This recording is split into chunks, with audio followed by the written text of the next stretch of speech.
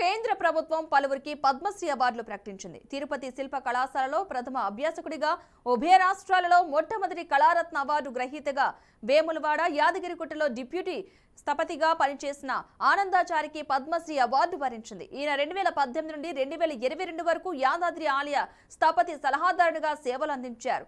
వేలు ఆనందాచారికి కేంద్ర ప్రభుత్వం పద్మశ్రీ అవార్డు ప్రకటించడంపై ఆయన స్పందించారు. కడు పేదరికం నుంచి వచ్చిన తనకు పద్మశ్రీ అవార్డు రావడం సంతోషకరమంటున్నారు. తన జీవితమంతా శిల్పకళా రంగానికి అంకితం చేశారంటున్న సైదాబాద్ నివాసి స్థపతి వేలు ఆనందాచారితో మా ప్రతినిధి రాజశేఖర్ చారి ఫేస్ టు ఫేస్.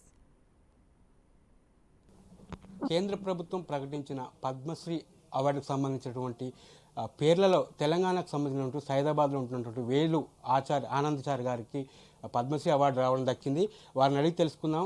అవార్డు వెనుక వారు చేసిన కృషి ఏంటి, వారి ఫీలింగ్స్ ఏంటో మనకు అడిగి తెలుసుకునే ప్రయత్నం చేద్దాం. ఆనందాచారి గారు నమస్తే అండి. కేంద్ర ప్రభుత్వం మీకు రీసెంట్గా పద్మశ్రీ అవార్డు ప్రకటించింది నిన్ననే. దీనిపైన మీరు ఎలా ఫీల్ అవుతున్నారు? దీని వెనుక ఉన్న కృషి ఎలాంటిది?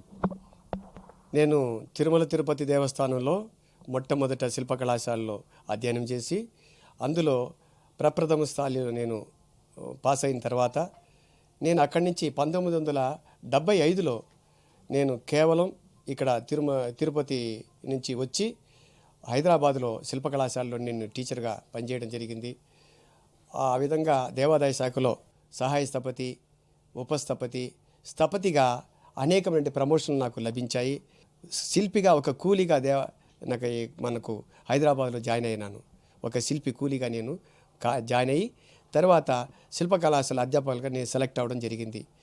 తిరుపతిలో చదువుకున్న దాదాపున ఒక 60 సంవత్సరం నుంచి శిల్ప కళాశాలలో బయటికి చాలామంది వచ్చారు.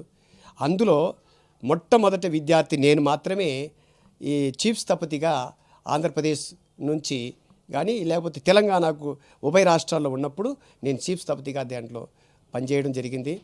యాదగిరిగుట్ట మరియు వేములవాడ ఆలయాలలో మీరు డిప్యూటీ స్థపతిగా కూడా పనిచేశారు. ప్రస్తుతం ఉన్న యాదగిరిగుట్టలో ఉన్నటువంటి ప్రతి శిల్పం పైన మీ ఉలి స్పర్శ ఉంది. దీన్ని ఎలా ఫీల్ అవుతున్నాం మీరు?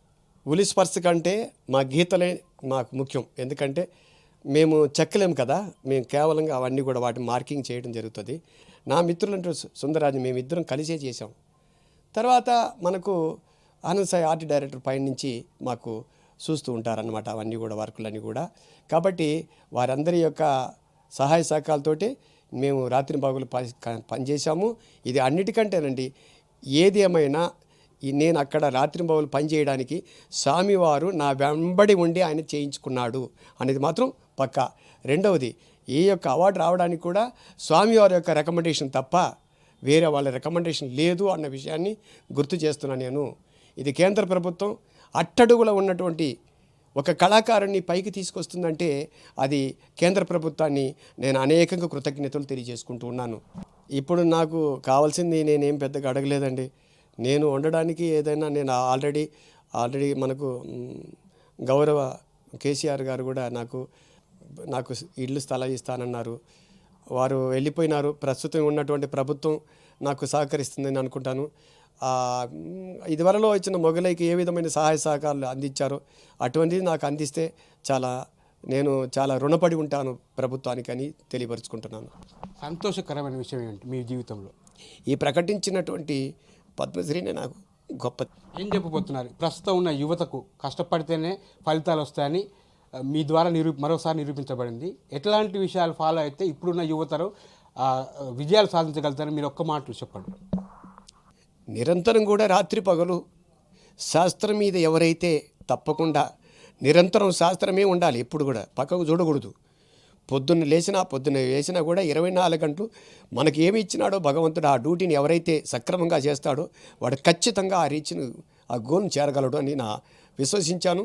భగవంతుడు కూడా నాకు ఆశీర్వదించాడని ఫీల్ అవుతున్నాను. ఆర్థికంగా కానీ నేను అంతగా లేను, నన్ను ఎవరైనా ప్రభుత్వం నన్ను ఆదుకోవాలని చెప్పేసి పద్మశ్రీ అవార్డు గ్రహీత అయినటువంటి వేలు ఆనందాచారి మనతో చెప్పుకున్నటువంటి సందర్భం. కెమెరామెన్ శ్రీకృష్ణతో రాజశేఖర్ చారి, బీఆర్కే న్యూస్, హైదరాబాద్.